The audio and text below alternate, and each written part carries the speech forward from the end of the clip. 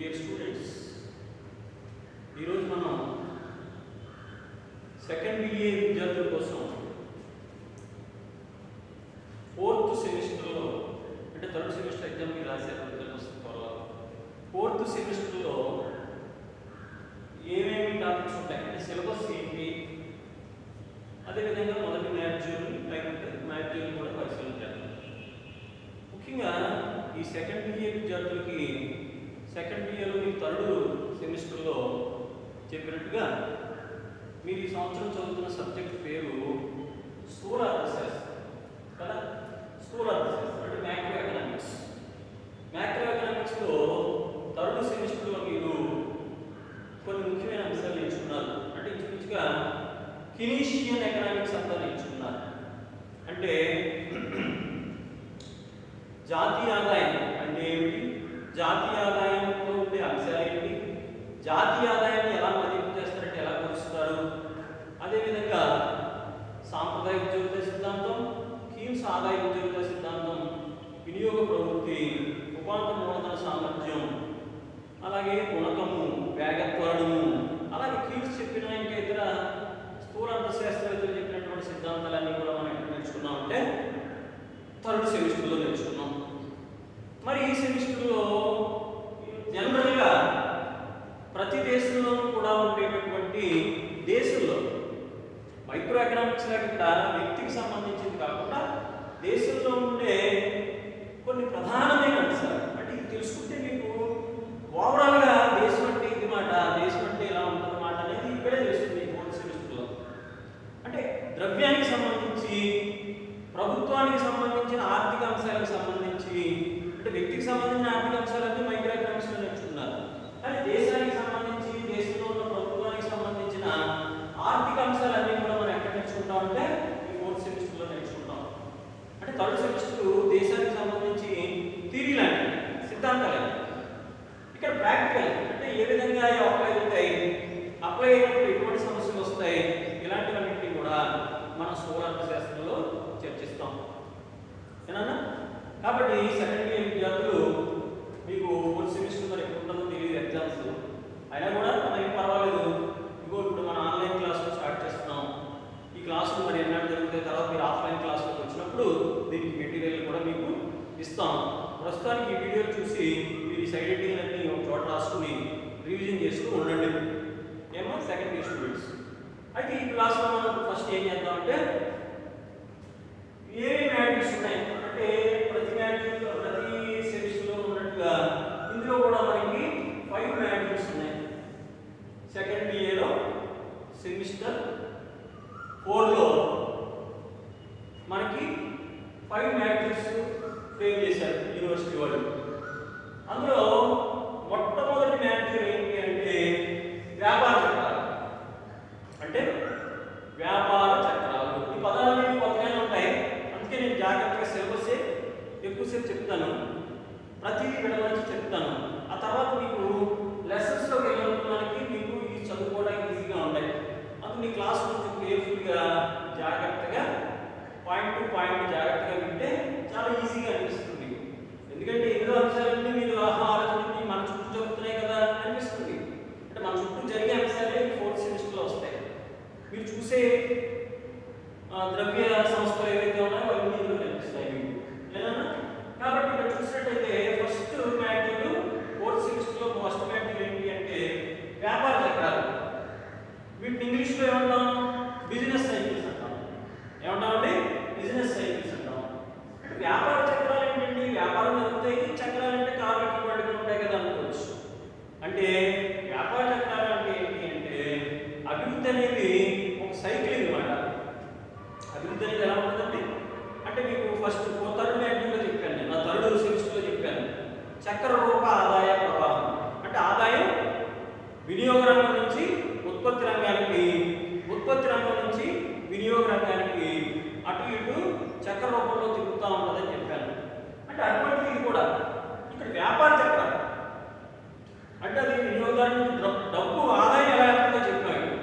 కానీ ఇక్కడ వ్యవస్థ కిందికి మీదకి ఎలా పడతా ఉంటుంది అంటే సముద్రంలో కెరటాలలాగా వ్యవస్థలో కూడా ఆర్థిక అభివృద్ధి అనేది కొంతకాలం బాగా ఉంటుంది,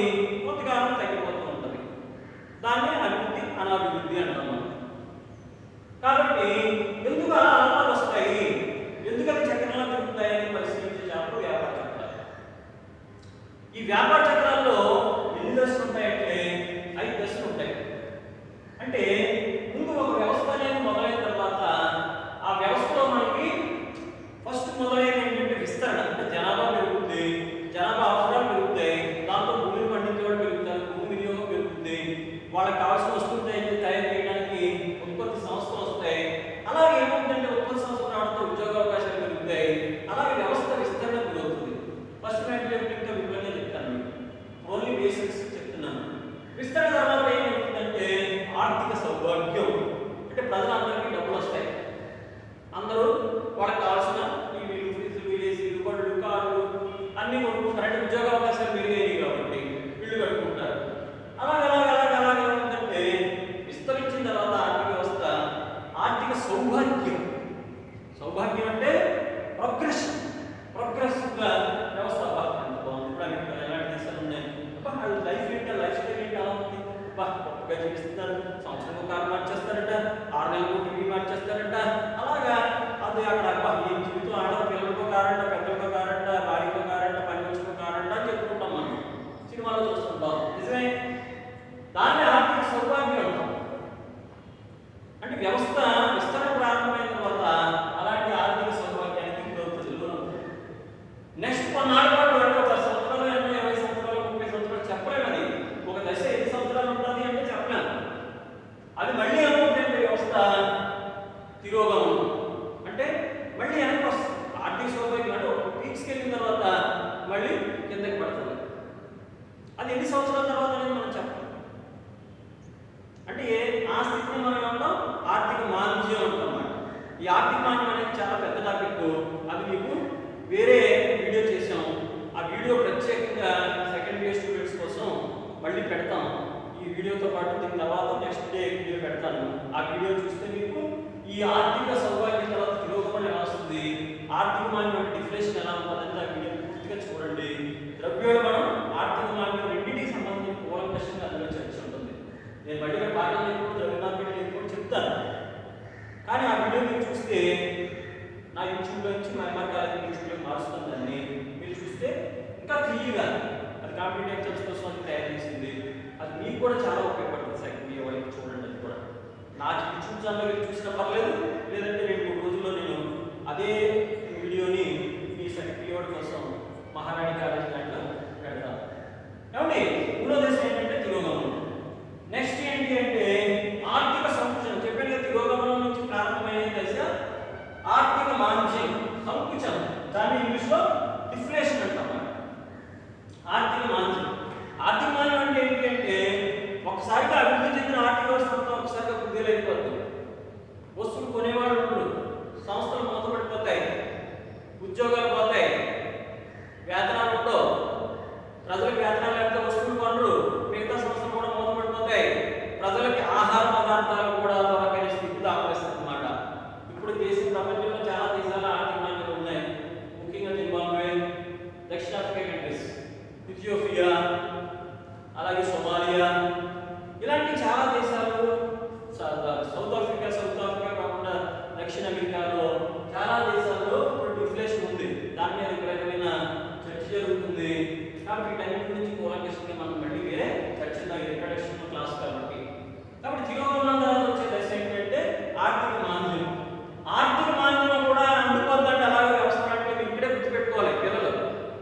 ఇది ఇన్స్పిరేషన్ క్లాస్ కూడా కరెక్ట్గా చెప్పాలంటే మనం చాలా మంది మీరే కాదు, పెద్దోళ్ళే కాదు, చిన్నోళ్ళే కాదు, అందరూ మనం ఏం చేస్తామంటే ఏదైనా సమస్య వచ్చిందనుకోండి వెంటనే ఇంకా మనం ఇంకా రికవర్ అవ్వేమో అని బెగపెట్టేసింది లేనిపోని జబ్బులన్నీ తెచ్చేసుకుంటాం. లేదంటే చాలా పెద్ద పెద్దవాళ్ళు చూస్తున్నాం మనం, సుశాంత్ లాంటి వాళ్ళు, పెద్ద పెద్ద హీరోయిన్స్, పెద్ద పెద్ద రాజకీయ నాయకులు అందరూ సూసైడ్ కూడా చేసేసుకుంటుంటారు. సూసైడ్స్ అంటే ఆత్మహత్య చేసుకుంటుంటారు. అంటే సమస్య రాగానే నల్లకూలం తల్లడిపోయి ఏంటి ఇలాగైపోయింది అని చెప్పేసి కంగారు పడుతుంటారు. ఇక్కడ మీ పాఠంలో చూస్తే ఎంత దేశానికి సంబంధించిందే పెద్ద సమస్య కూడా అది కొన్నాళ్ళ కాలం మళ్ళీ ఏమవుతుందండి. చూడండి ఎంత మంచి పదవులో దీన్ని ఇంగ్లీష్లో రివైవల్ అంటారు.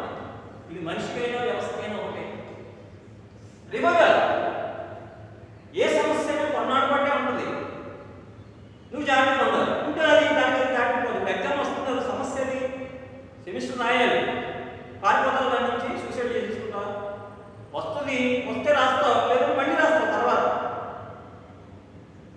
అంతేగాని సమస్య నుంచి మనం పారిపోలేము. అది వస్తుంది, ఆగస్టు పరీక్ష వస్తుంది, వెళ్తుంది. నీ వీలైతే రాస్తావు, బాగుంటే రాస్తావు, లేదంటే మళ్ళీ రాసుకుంటాం. అంతేగాని సమస్యకి ఎక్కడ పారిపోతాం మనం? కాబట్టి ఆర్థికమానంలో పెద్ద సమస్య, విషమ సమస్య. అది చాలాసార్లు వచ్చింది, 1930s వచ్చింది, మొన్న కూడా వచ్చింది అమెరికాలో. కాబట్టి అది ఉండదు. అదే మీకు చెప్పదలుచుకుంది. ఇది ఒక సైకిల్. ఇది పుడతాం, చాలా ఎలాగ మనిషికి వ్యవస్థ కూడా అంతే. విస్తరిస్తుంది, ఆర్థిక సౌకర్యం వస్తుంది, తిరోగం ఇస్తుంది, ఆర్థికమానం వస్తుంది, పునర్జీవం, మళ్ళీ తిరిగి పునర్జీవిస్తుంది. పునర్జీవం తర్వాత మళ్ళీ ఎక్కడికి వస్తుంది? విస్తరణ, మళ్ళీ ఇక్కడికి వచ్చేస్తుంది. ఎప్పుడైతే మళ్ళీ పునర్జీవం వచ్చిందో, మళ్ళీ ఉద్యోగ అవకాశాలు వచ్చినాయో, విస్తరణ మొదలవుతుంది, ఆర్థిక సౌకర్యం మొదలవుతుంది. అలాగే మళ్ళీ కొన్నాళ్ళ పాటు 2 దశల తర్వాత మళ్ళీ ఈ దశకు వస్తాయి. అలాగే 50 సంవత్సరాలకి 100 సంవత్సరాలకి వ్యవస్థ అలా తిప్పుతూ ఉంటుందండి. ఎప్పుడు అలా స్టాగ్నేషన్గా ఉంటే అది ఉండదు. ఎక్కడ ఏ దేశంలో ఉండదు? అమెరికా లాంటి అభివృద్ధి చెందిన దేశాల్లో ఉండదు, మన దేశంలో ఉండదు. మనిషికి ఉండదు. జబ్బు రాకుండా ఉంటుందా? అందరికీ కరోనా వచ్చేది, నాకు రాదు, నాకు రాదు అంటే కొంత వస్తుంది, పోతుంది. మన జాగ్రత్తగా ఉండాలి. ఒక 15 రోజులు క్వారంటైన్ లేకపోతే మళ్ళీ మంచి ఫుడ్ తీసుకుని మంచిగా మళ్ళీ జనంలో కలవాలి. ఇంక బ్యాగ్ పెట్టేసుకుంటే అది వచ్చిందని మీ మేడం ఇంటికే చచ్చిపోతారు. కొంతమంది చచ్చిపోకుంటే అలాగే చెప్తారు, దాంట్లో చెప్తారు, ముందే చచ్చిపోవడం ఎందుకు? కాబట్టి సమస్య అనేది క్రియేట్ చేస్తాడు దేవుడు. మనిషికి జన్మనిచ్చినప్పుడు అన్ని సమస్యలు మనం ఎదుర్కోవాలి. అస్తమానం సౌఖ్యంగా సుఖంగా ఉంటాం ఉండదు. అదే వ్యవస్థలో కూడా. కాబట్టి ఈ 5 దశలు గిరగిర తిరుగుతూ ఉంటాయి. అంటే వెంట తిరిగే మన సైకిల్ చక్రంలా ఇవి టైం పడుతుంది. 10 సంవత్సరాలు ఒక్కో దశలో ఉండొచ్చు, ఒక్కోసారి ఒక్కో దేశంలో 20 సంవత్సరాలు ఉండొచ్చు. అమెరికా లాంటి దేశంలో 50 సంవత్సరాల తర్వాత ఒక దశ రావచ్చు. అంటే విస్తరణ తర్వాత ఆర్థికమాన్యం రావడానికి 50 సంవత్సరాలు పట్టచ్చు. రాదు అని మాత్రం చెప్పలేము. అమెరికా అభివృద్ధి చెందిన దేశం కాబట్టి అమెరికాలో ఉండదు అన్నట్టు లేదు. ఏ దేశంలోనే వస్తాయి, దేశం మస్ట్ అండ్ చుట్టూ వస్తాయి. కాబట్టి ఫస్ట్ చాప్టర్ మనం ఏం చదువుతాం అంటే ఇంకా చాలా ఉన్నాయి దీనికి సంబంధించి. వ్యాపార చక్రాలకు సంబంధించి కీన్స్, హేన్స్ ఇలాంటి వాళ్ళందరూ కూడా, హేన్స్, శ్రేయస్ ఇలాంటి వాళ్ళందరూ కూడా 3 సిద్ధాంతాలు చెప్పారు దీనికి. అదొక ఎస్సే క్వశ్చన్. అసలు ఎందుకు వస్తాయి అనేది కూడా ఒక ఎస్సే క్వశ్చన్. ఇవన్నీ కూడా మనం ఆ చాప్టర్ చెప్పుకున్నప్పుడు పరిశీలిద్దాం. అసలు వ్యాపార చక్రాలు అంటే ఏంటి అని చెప్పడానికి మాత్రం ఇదంతా చెప్తున్నాను. వ్యాపార చక్రాలు అంటే ఏంటంటే ఆర్థిక సౌభాగ్యం నుంచి ఆర్థిక మాన్యంలోకి వ్యవస్థ చక్రంలో తిరుగుతూ ఉంటుంది. ఆ మధ్య దశలు ఉంటాయి, పుట్టుక చావు లాంటి. ఇక రెండో మ్యాటర్ ఏంటంటే బ్యాంకింగ్. బ్యాంకింగ్ మీకు ఆల్రెడీ తెలుసు. మీరు వెళ్ళి పనిచేస్తే రోజు అదే మీ స్కాలర్షిప్ తీసుకున్నా, మేము జీతాలు తీసుకున్నా, ఇంకా మీరు ఫీజులు కట్టాలన్నా, లేకపోతే ఏదైనా ఎగ్జామ్ ఫీజు కట్టాలన్నా, లేదంటే కాంపిటేటివ్ ఎగ్జామ్స్ కట్టుకోవాలన్నా, డబ్బులు దాచుకోవాలన్నా, బంగారం దాచుకోవాలన్నా మనకి ఏం కావాలి? బ్యాంక్ అవసరం. డబ్బులు ఇప్పుడు లేవు కదా, మనం డబ్బులు వాడలేదు కదా. ATM, digital money. ఆ ఏటీఎం అంటే బ్యాంకే కదా. కాబట్టి బ్యాంకింగ్ గురించి ఇంకొక పిల్లలకు గట్టిగా చెప్పాల్సి వచ్చింది, మీకు చెప్పక్కర్లా. బ్యాంకింగ్ అంటే ఏంటంటే దేశంలో ఒక నేషనల్ పెద్ద బ్యాంక్ ఒకటి ఉంటుంది, కేంద్ర బ్యాంకు, అది రిజర్వ్ బ్యాంకు. అది ఏ పని చేస్తుంది? దాని విధులు ఏంటి? కేంద్ర బ్యాంక్ మన దేశంలో రిజర్వ్ బ్యాంక్ అంటారు, అమెరికాలో ఫెడరల్ బ్యాంక్ అంటారు, స్విస్లో స్విట్జర్లాండ్ స్విస్ బ్యాంక్ అంటారు. ఇలా రకరకాల సెంట్రల్ బ్యాంకింగ్ రకరకాల పేరుతో పిలుస్తారు. మన దేశంలో బ్యాంక్ పేరు ఏంటి అంటే RBI, అంటే రిజర్వ్ బ్యాంక్ ఆఫ్ ఇండియా. అంటే కేంద్ర బ్యాంక్ విధులు చూడాలి. నెక్స్ట్ అందులో పోయేస్తే ఏంటంటే వాణిజ్య బ్యాంకుల విధులు. వాణిజ్య బ్యాంకులు అంటే కమర్షియల్ బ్యాంక్స్. అంటే ఎక్కడ ఉండవు, మన ఉంటుంటాయి IOB, SBI. ఇప్పుడు ఆంధ్ర బ్యాంక్ కూడా SBIలో కనిపిస్తారు. అలాగే కరూర్ వైశ్య బ్యాంక్, ఇంకా చాలా బ్యాంకులు ఉన్నాయి కదా మనకి, సెంట్రల్ బ్యాంకు. ఇలాంటి బ్యాంక్స్ అన్ని కూడా కమర్షియల్ బ్యాంక్స్ అంటారన్నమాట. అందులో గవర్నమెంట్ బ్యాంక్స్ ఉంటాయి అన్నమాట, SBI లాంటివి. అలాగే నాన్ ప్రైవేట్ బ్యాంకులు కూడా ఉంటాయి. ప్రైవేట్ బ్యాంకుల నుంచి ఇంకో చాప్టర్ వస్తుంది. కాబట్టి బ్యాంకింగ్ అనేటప్పుడు మీరు రిజర్వ్ బ్యాంక్ ఆఫ్ ఇండియా అంటే కేంద్ర బ్యాంక్ విధులు, అదేవిధంగా వాణిజ్య బ్యాంక్ విధులు కూడా మనం తెలుసుకోవాలి. ఇక మూడో బ్యాంకు ఏంటంటే ద్రవ్య మార్కెట్. అంటే ద్రవ్యం గురించి అంటే మనిషి జీవితం దేని మీద ఆధారపడిందండి? ద్రవ్యం మీద ఆధారపడింది. అంటే ద్రవ్యం అనేది లేకుండా నేను ఊహించుకోసం మనీ అంటే ద్రవ్యం. నేను ఊహించుకోసం ఉండగలవా? నువ్వు అడుగు తీసి అడిగేయగలవా? బయటకు వచ్చామండి, కారు తీసాము, బయటికి కాలేజీకి రావాలి, పెట్రోల్ అయిపోయింది, పెట్రోల్ కొట్టించుకోవాలి, నా డ్రెస్ చూసి లేదా ఎంఆర్ కాలేజీలో పెద్ద మాస్టర్ లెక్చరర్ పెద్ద లెక్చరర్ HOD అని, లేకపోతే నా హోదా చూసో, లేకపోతే నా పర్సనాలిటీ చూసో, నా నవ్వు చూసో, లేకపోతే ఇంకోటి చూసో ఏమి పెట్రోల్ కొడతాడండి. అక్కడ భానుమూర్తి అనే దానికి ఏమి వాల్యూ ఉండదు. భానుమూర్తి గారి పర్సనల్ ఉన్న ఏటీఎం కార్డుకే వాల్యూ ఉంటుంది. వాడికి కావాల్సిన పెట్రోల్ ఎంత కొట్టించుకున్నా దానికి డబ్బులు కావాలి. టీ తాగి పెట్రోల్ తాగిందండి 10 రూపాయలు టీ తాగి 10 రూపాయలు ఇవ్వాలడికి. కారు వేసుకెళ్ళాడు, షాప్ ముందు పెట్టి ఫోన్ కొడితే 10 రూపాయలు టీ ఇస్తాడా నీకు? నీకు 10 లక్షల రూపాయలు కారు అయి ఉండొచ్చు, కానీ టీ ఇస్తాడా? ఇప్పుడు ఆ షాప్ పెట్టుకుని ఎందుకు పాపమాడు? ఆ 10 రూపాయల కోసం. అంటే ద్రవ్యానికి ఉన్న విలువ నీకు ఉండదు. నీకు విలువ ఎలా వచ్చింది? నీకున్న ద్రవ్యాన్ని బట్టి. ద్రవ్యం ఉంటే కనుక మనకు పెద్ద భారతదేశం అనే దేశంలో ద్రవ్యం ఉంటే ఎంత చెత్తమానన్నా చేయొచ్చు. హత్య చేసి కూడా 2 రోజులు చేయొచ్చు, స్మగ్లింగ్ చేయొచ్చు, ఏం చేయొచ్చు, 2 రోజులు బయటకు వచ్చేయచ్చు. జడ్జీలు కొనవచ్చు, పోలీసులు కొనవచ్చు, అందరినీ కొనవచ్చు. ఏముండాలి? డబ్బు ఉండాలి. కానీ నేను అరవింద్ స్వామి గారు పెద్ద అందగాడిని, లేకపోతే నాకు 6 అడుగులు పొడుగ్గాడిని, నాకు పెద్ద 2,000 రూపాయలు డ్రెస్ చేశాను, 15 లక్షల రూపాయలు కారు వాడుతున్నాను. ఎవరికి కావాలి తొక్క? నీ దగ్గర ఉన్న డబ్బులు వాడికి ఇస్తావా లేదా? వాడి సేవలు తీసుకోవాలంటే డబ్బులు ఇవ్వాలి. కానీ దేంట్లో ఉంది? ద్రవ్య మార్కెట్. ఈ ద్రవ్య మార్కెట్లో దేని గురించి తెలుసుకుంటాం మనం? Inflation, deflation. ఇందాక చెప్పాను కదా, ద్రవ్యోల్బణం రకాల గురించి. ద్రవ్యోల్బణం అంటే ఏంటి?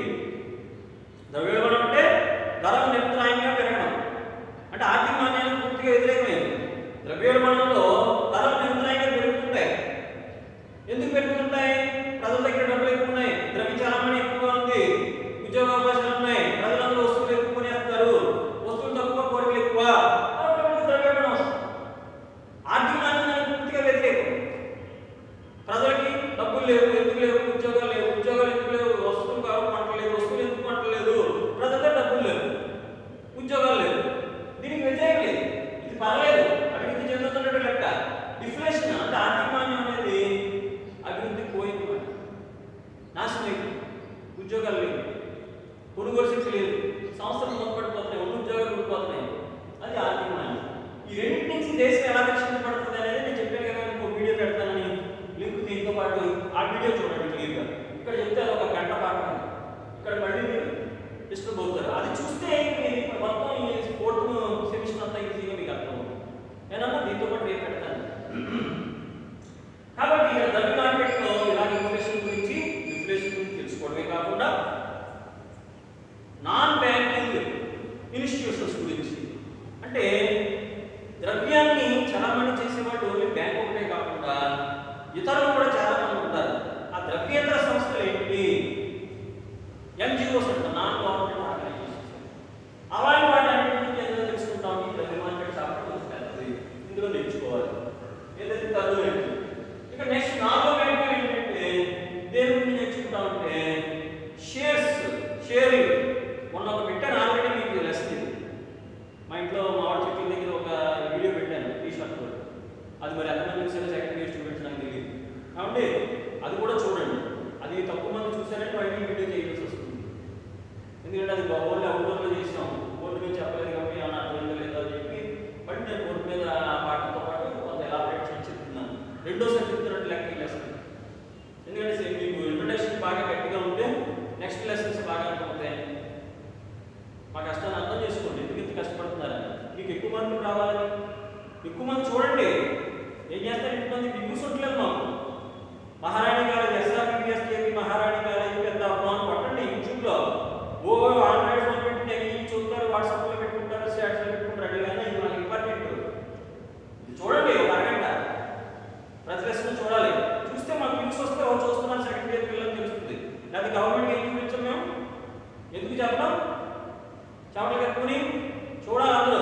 ఒకటి చూసి నలుగురికి చెప్పండి, ఇవాళ భానుమూర్తి గారు పాఠం చెప్పారు, శాంతి మేడం పాఠం చెప్పారు, బాగుంది ఏంటంటే అని చెప్పాలి. మీరు బాగున్నా బాబుపైన వినాలి సబ్జెక్ట్. మరి టైం అయిపోతుంది కదా, రాగానే పరీక్షలు అన్నట్టు ఏం రాస్తారు? ఇవే రాయాలి. అందుకని అందరికీ చెప్పండి. 40 మంది ఉన్నారు, తగ్గితే 35 మంది ఎంతమందో. మరి అందరిలో 18 మందిగా మీకు చూడట్లేదు, 20 మంది చూస్తున్నారు. మిగతా వాళ్ళందరూ చూడకపోతే ఎలాగా? నేను చూసి ఒక క్లాస్లో అందరి దగ్గర ఫోన్లు ఉన్నాయి. ఇదివరకంటే ఫోన్లు ఉన్నాయి కదా, అందరి దగ్గర ఫోన్లు ఉన్నాయి. చూడండి యూట్యూబ్ ఛానల్, ఒకరికొకరు చెప్పండి ఫోన్ చేసి. ఏనా? నెక్స్ట్ పార్ట్ ఏంటి అంటే షేర్ మార్కెట్స్ గురించి. షేర్ మార్కెట్ అంటే ఏంటి? షేర్స్ ఎలా కొంటారు? షేర్ మార్కెట్లో గుడ్స్ ఎలా ఉంటారు?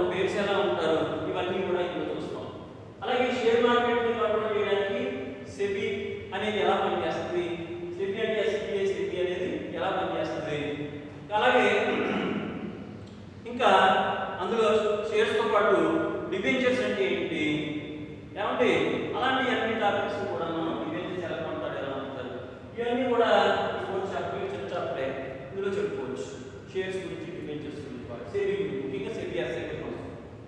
ఇక నెక్స్ట్ ఏంటి అంటే ఫిఫ్త్ చాప్టర్ ఇది కన్క్లూడెడ్ చాప్టర్.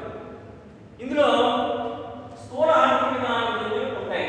స్థూల ఆర్థిక విధానాలు అంటే ఏంటి అంటే మన దేశంలో ఎటువంటి ఆర్థిక విధానాలు అవలంబిస్తున్నారు, ప్రణాళికలో ఎటువంటి ఆర్థిక విధానాలు ఉపయోగిస్తున్నారు, అలాగే మన దేశం ఇతర దేశాలతోటి విదేశీ వ్యాపారం అంటే అంతర్జాతీయ వ్యాపారం ఎలా చేస్తుంది, అంతర్జాతీయ వ్యాపారంలో ఎలాంటి ప్రయోజనాలు వస్తున్నాయి అంటే ఇంటర్నేషనల్ ట్రేడ్.